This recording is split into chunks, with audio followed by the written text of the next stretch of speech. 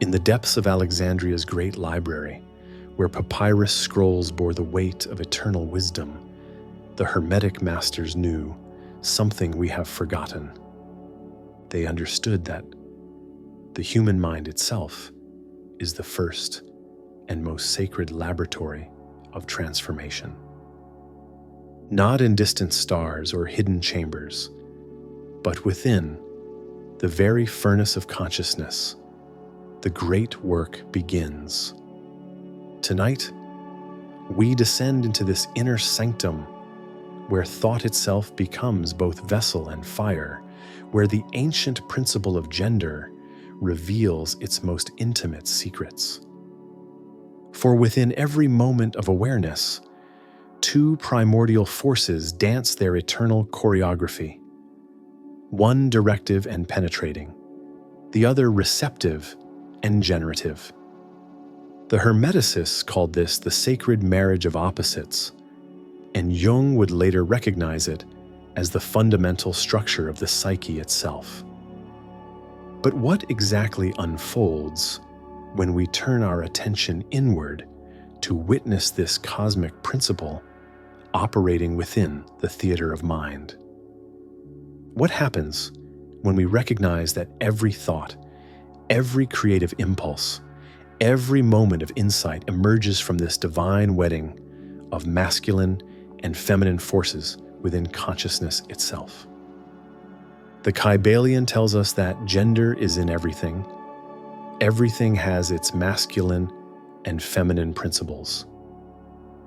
Yet most interpretations remain trapped at the surface, speaking of external polarities, while missing the profound truth that lies closest to home. The real laboratory is not in the physical world, but in the space where intention meets imagination, where will encounters receptivity, where the directive spark ignites the fertile darkness of the unconscious. Let us begin where the ancients did, with recognition that mind itself operates through dual modes of being. The Corpus Hermeticum speaks of the nous, the divine mind, as containing within itself both active and passive principles. This is not philosophical abstraction, but observable reality. Every moment of consciousness demonstrates this fundamental polarity. Consider what happens in the simple act of forming an intention. There is first the piercing quality of focus, the masculine principle that cuts through the undifferentiated field of possibility with laser-like precision. I will think about this, consciousness declares. And in that declaration lives the solar force of direction, purpose, initiative. The ancient alchemists called this the Red King, the active sulfur that provides the driving energy of transformation. Yet intention alone creates nothing. For the spark to become fire, it must meet its complement, the receptive feminine principle that the Hermeticists understood as the fertile matrix of manifestation. This is the imaginative capacity of mind, the deep wellspring from which images, associations, and creative possibilities emerge. Here dwells the white queen of alchemy, the lunar moisture that receives the solar seed and gestates it into form. But what makes this more than mere metaphor? Watch your own mind as it moves from intention to actualization. Notice how directive will must always encounter the spontaneous arising of imagery, memory, and association. The masculine principle says, I will solve this problem, but it is the feminine principle that offers up the unexpected connection, the flash of insight, the creative solution that could never be forced into being. The Hermetic texts are explicit about this process. The mind of the all, writes the ancient sage, conceives and creates through the marriage of its own polar aspects. We are not separate from this cosmic process, but expressions of it. Every human mind becomes a fractal mirror of the divine creative principle, operating through the same fundamental polarity that moves the stars and grows the flowers. Yet here lies a crucial distinction that modern interpretations often miss. The principle of gender within consciousness is not about personas or roles, but about functional modes of mental operation. The masculine principle is not maleness, but penetration, focus, discrimination, the capacity to cut through confusion with clear intention. The feminine principle is not femaleness, but receptivity, gestation, the capacity to hold space for emergence and transformation. Jung, walking in the footsteps of the medieval alchemists, recognized this inner marriage as the central task of psychological development. He called it the coniunctio oppositorum, the conjunction of opposites, and saw in it the key to individuation itself. But Jung was rediscovering what the Hermetic tradition had always taught, that consciousness achieves its greatest creative power through the conscious union of its polar aspects. In the silence of deep attention, we can observe this marriage taking place moment by moment. The masculine principle of directed awareness penetrates into the feminine realm of the unconscious, not as conqueror, but as lover, seeking not domination, but creative union. And the feminine principle responds, not with submission, but with the gift of her infinite generative potential, offering up dreams, insights, and possibilities that the directed mind could never manufacture alone. This is why the alchemical texts speak so often of the sacred marriage chamber, the sealed vessel where transformation occurs.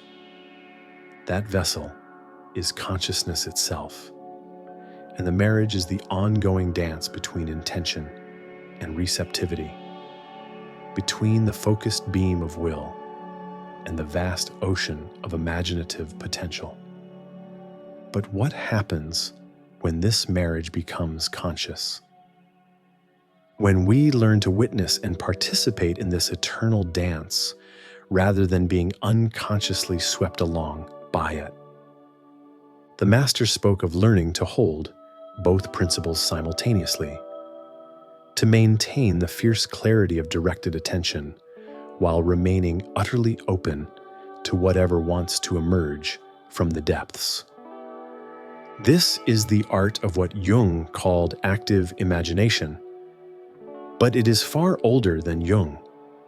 The Hermetic magicians knew it as the secret of conscious creation, the technology by which mind participates knowingly in its own transformation. Watch what occurs in any moment of genuine creativity. The painter approaches the canvas with intention, the masculine principle sharp and clear about the desired direction. Yet the actual creation emerges from the feminine depths. Unexpected color combinations, spontaneous gestures, discoveries that could never have been planned. The greatest art happens when these two forces unite consciously, when directive will and receptive awareness dance together in perfect partnership. The same principle operates in every domain of human endeavor. The scientist forms a hypothesis through directed reasoning, but the breakthrough comes through the receptive mind that notices the unexpected connection, the anomaly that doesn't fit the existing paradigm. The entrepreneur drives forward with focused intention, but innovation emerges from the deeper wells of imagination that see possibilities others miss. The ancient texts are not merely philosophical treatises, but instruction manuals for working consciously with these inner polarities.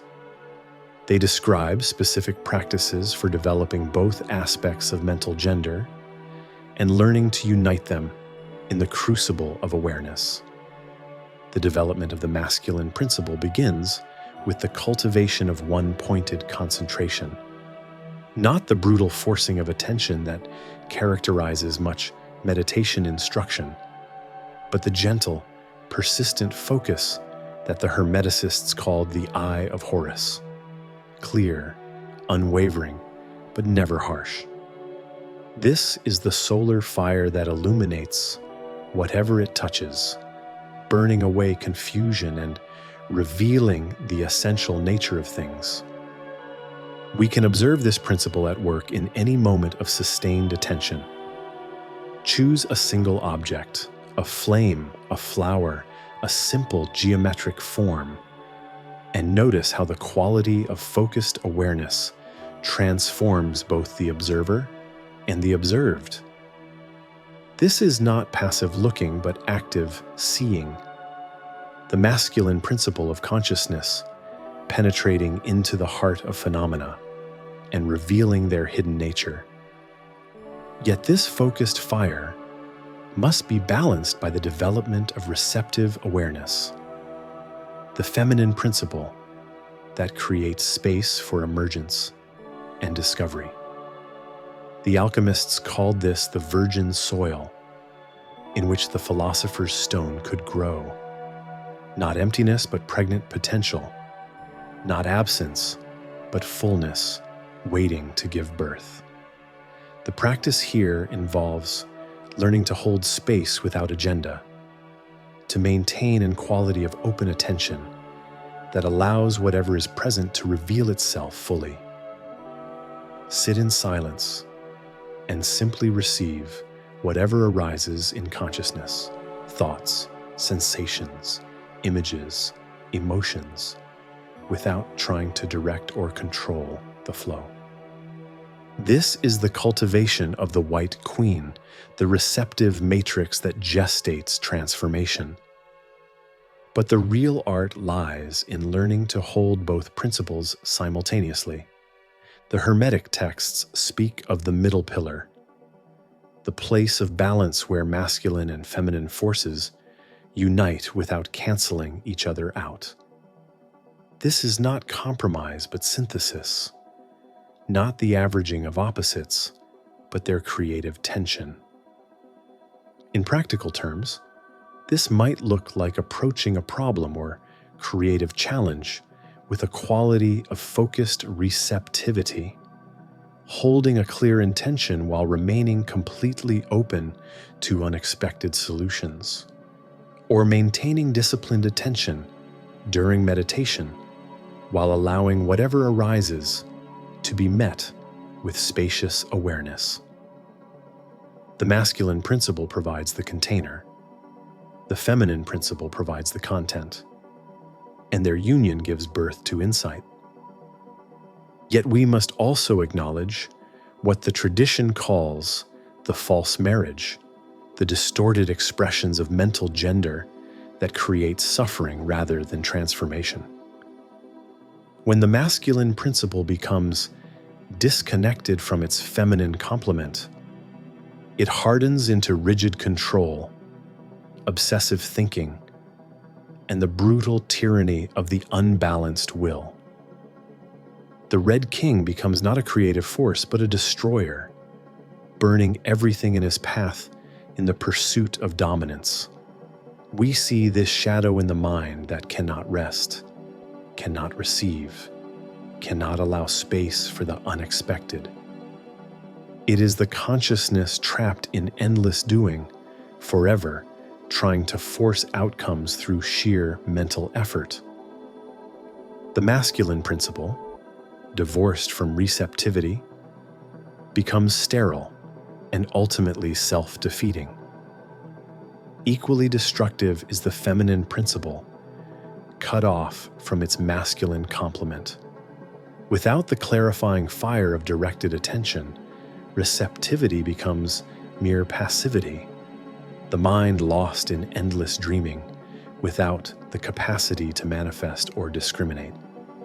The white queen becomes not a creative matrix, but a swamp, fertile but formless, generative but unable to give birth to anything coherent. This shadow manifests as consciousness that cannot commit, cannot choose, cannot penetrate through confusion to clarity. It is the mind drowning in its own possibilities, overwhelmed by the endless flow of associations and images without the discriminating fire to separate wheat from chaff. But perhaps most insidious is the pseudo-marriage, where one principle dominates while pretending to include its complement. The controlling mind that claims to be open, the passive consciousness that believes itself to be receptive. These false unions create the illusion of balance while perpetuating the very imbalance they claim to heal. The tradition teaches that recognizing these shadows is itself part of the great work. For it is only through honest acknowledgement of our imbalances that we can begin the true process of inner marriage, the conscious wedding of our masculine and feminine aspects in the crucible of awareness. What emerges from this conscious marriage of mental polarities? The alchemical texts speak of the divine child, the philosopher's stone, the treasure that justifies all the work of transformation. In psychological terms, Jung called this the birth of the transcendent function, a new quality of consciousness that transcends while including both masculine and feminine aspects. This is not theory, but lived experience. In moments of deep creative flow, whether in art, science, or simple daily problem solving, we can taste this unified consciousness. The sharp clarity of masculine focus, united with the open receptivity of feminine awareness, gives birth to something entirely new. Insights that surprise even us. Solutions that feel both inevitable and miraculous. Creations that carry the stamp of authentic inspiration. The divine child of consciousness is creativity itself, not as human talent, but as participation in the fundamental creative principle of the universe. When our inner masculine and feminine unite consciously, we become co-creators with the cosmos itself, channels for the same intelligence that shapes galaxies and writes symphonies in the genetic code. This unified awareness possesses qualities that neither masculine nor feminine consciousness can achieve alone. It combines the penetrating clarity of focused attention with the spacious receptivity of open awareness. It holds the dynamic tension between knowing and not knowing, between intention and surrender, between effort and grace. In the tradition, this consciousness is called by many names: the hermaphrodite of the philosophers, the rebis, the stone that is no stone. But perhaps most accurately, it is simply awakened awareness, mind that knows itself as both the director and the directed, both the creative force and the fertile matrix from which all creation emerges. As we conclude this exploration into the mental laboratory, where the principle of gender reveals its most intimate secrets, let us remember that this is not philosophical speculation, but invitation to direct experience. Every moment offers the opportunity to witness and participate in this cosmic marriage of opposites within our own consciousness. The laboratory requires no special equipment, no exotic location, no years of preparation. It exists wherever awareness meets itself, wherever intention encounters imagination, wherever the divine masculine and feminine aspects of mind dance their eternal choreography of creation. Tonight, as you sit in the silence of your own being, remember that you carry within yourself the same creative principle that moves the stars.